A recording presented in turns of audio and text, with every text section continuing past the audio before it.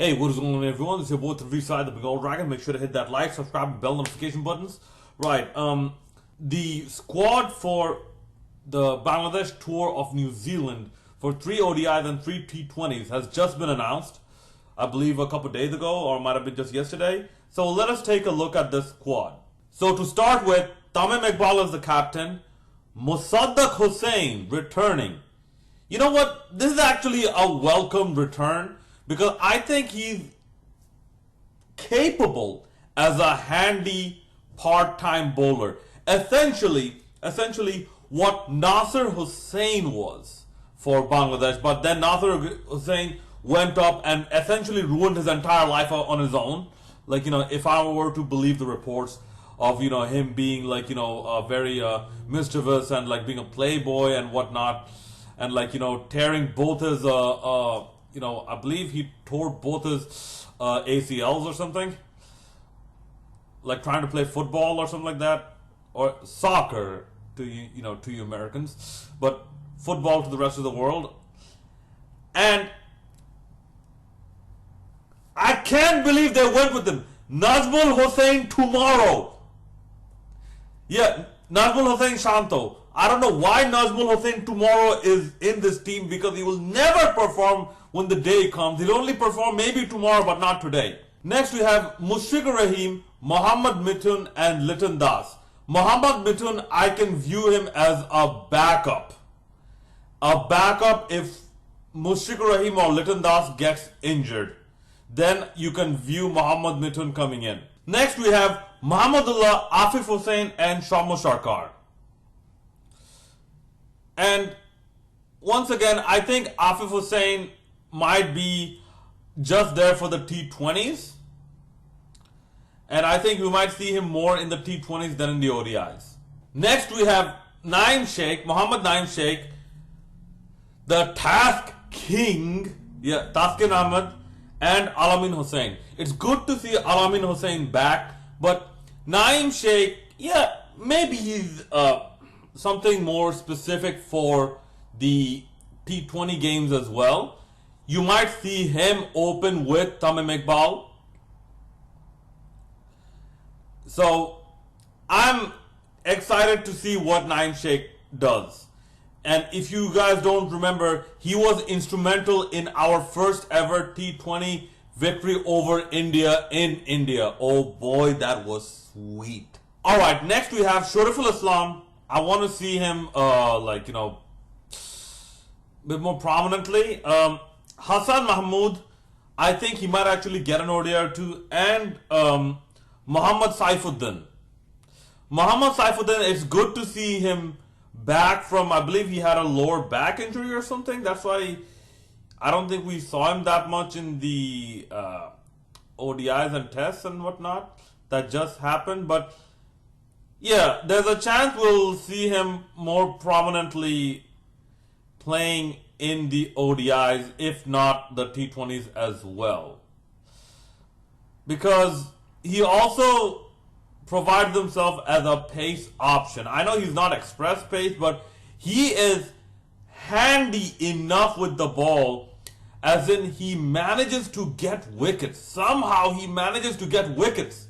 Next we have Mustafizur Rahman, the no-brainer. Mehdi Hasan Miraz, also no-brainer. And especially given that he can finally show, or he can finally gain some trust by the BCB in his batting skills, because in the under-19s he was more of a batsman, Mehdi Hasan Miraz. So it's good to see that maybe there's a chance he might bat up the order, or resulting in Bangladesh having a long, dependable tail. And of course Rubal Hossain. And Rubal Hossain,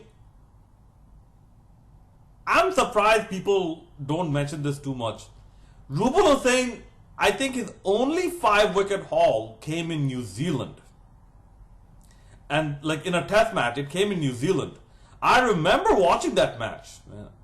I remember, I believe in one innings, in one session, Shakib, I think he went from 0 to 100 or something along those lines. And Tamim Iqbal, he went, sledging back to the Kiwi, saying that we all know when the tailenders come in, then you bring on Daniel Vettori to bowl. But when the top order batsmen come in, your Daniel Vettori is not that effective. And the final two we have is Mahdi Hassan and Nasu Muhammad. So overall, it's a 20-man squad, and I feel there is a healthy balance here. Obviously, Shakib Hassan is not here because he's out on paternal leave. So we have to make do without him. Now, what do I think of this squad, more specifically in its potential and what Bangladesh should do?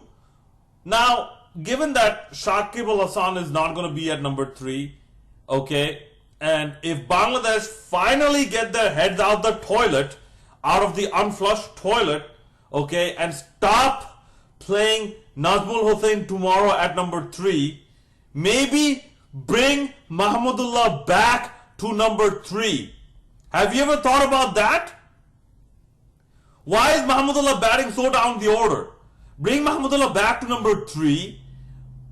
Okay, and if you want a number 6, number 7 batsman, have your team play Liton Das and Liton Das is gonna bat. So have your team play a Shama Sharkar and or Muhammad Saifuddin and or Mahdi Hassan. These people who can bat along with Mehdi Hassan Miraz. So this way you get a longer tail.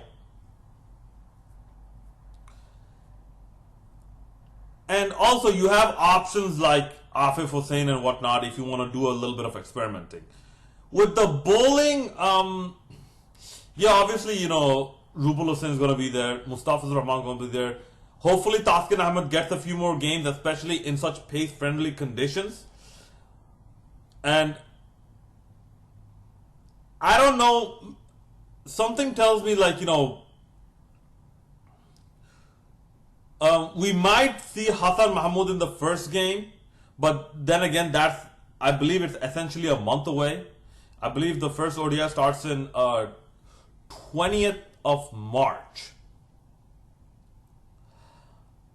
And also you have Shoriful Islam and Alamin Hussain. So Bangladesh have a good pace variety.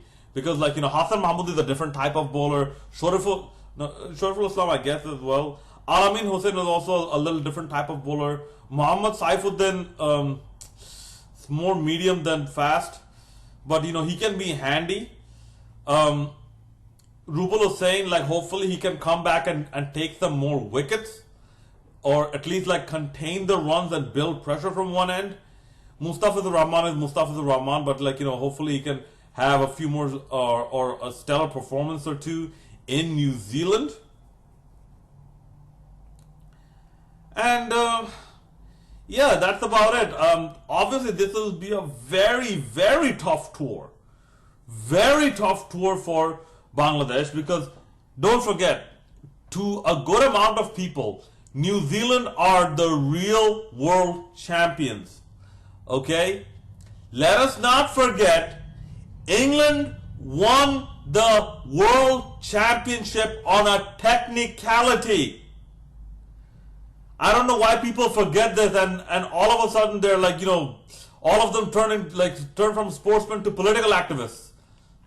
Okay, and they seem to be focusing a little less on the sport, and that too, they're very selective political activists. But that's that's for perhaps another video and another topic. But this is getting back to the sports.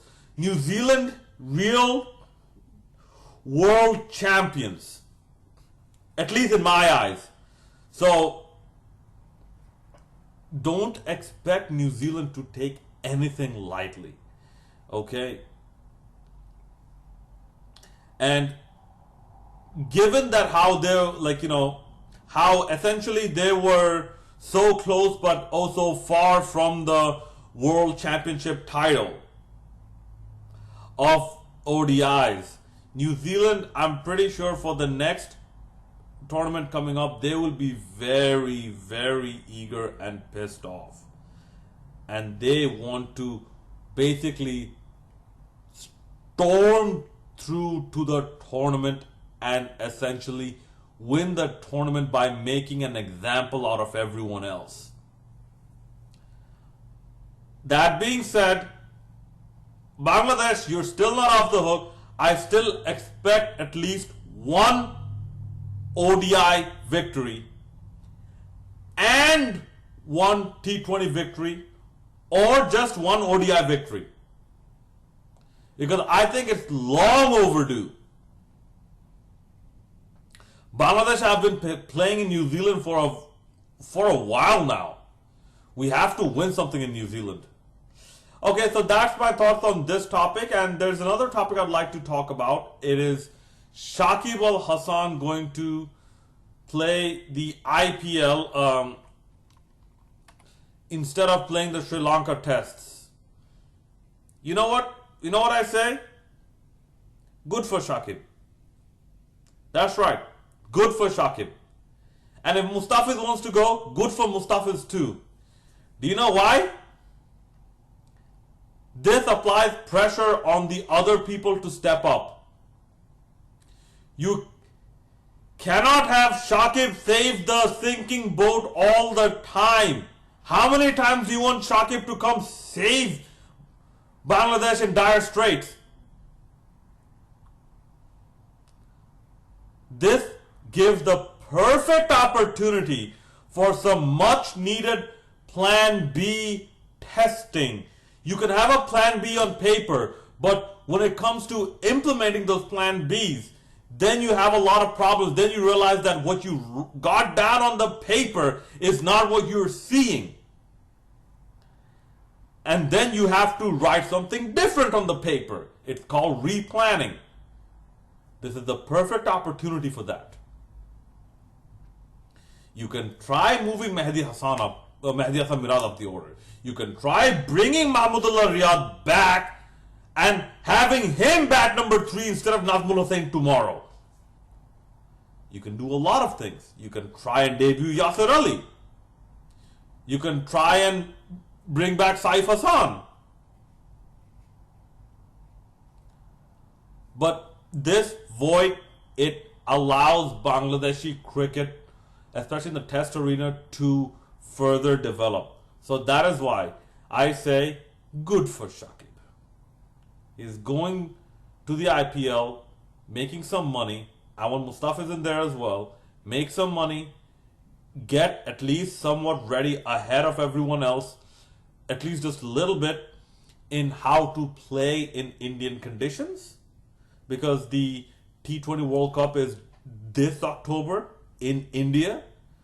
So a bit of a heads up would do us wonders. Excuse me. So in that regard, I would have liked to have seen, because I believe 2 other names were there as well, Muhammad Saifuddin, and I believe Mahmudullah's name was there as well. I would have liked to have seen Mahmudullah as well get a few games in the IPL. But, you know, then again, it's the IPL, man. It's the IPL, and a lot of them are somewhat agenda-driven. And unfortunately, with the IPL, you see a reflection on, or the reflection of the Indian political landscape as well. So, you know what, I wouldn't bank too much on, like, you know, proving to anyone in the IPL. And besides, like, me personally, these are just like franchise T20 tournaments, you know, they're just ways to make extra money. So that's a good thing to have. Obviously, there's a lot of skills involved as well, but now T20, they're like few, like they are like, you know, numerous. In fact, I think the only country that does not have an active T20 circuit, like, you know, on a regular, I believe it might be Sri Lanka, and it might be Zimbabwe. Zimbabwe tried something. I believe Brian Lara played for them for a little bit as well. And Sri Lanka, they tried the SLPL, and that, like, you know, after I believe one season it failed or it just collapsed. They're trying to bring back the Lankan Premier League, but I don't know what's the future of that.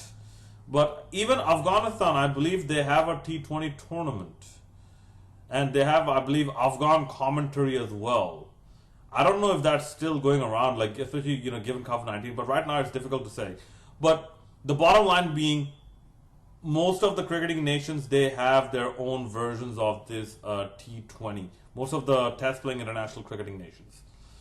So it kind of lost its appeal. So I'm like, yeah, whatever. Like for me, what matters more is the actual international cricket. Alright, so those are my views on the team selected for New Zealand and the Shakib Al-Hasan situation. Please do leave your comments in the comment section below, and as always, hit that like, subscribe, and bell notification buttons. I really use your feedback and those views and subscriptions to motivate me to continue making more videos. So, both on which side, signing out.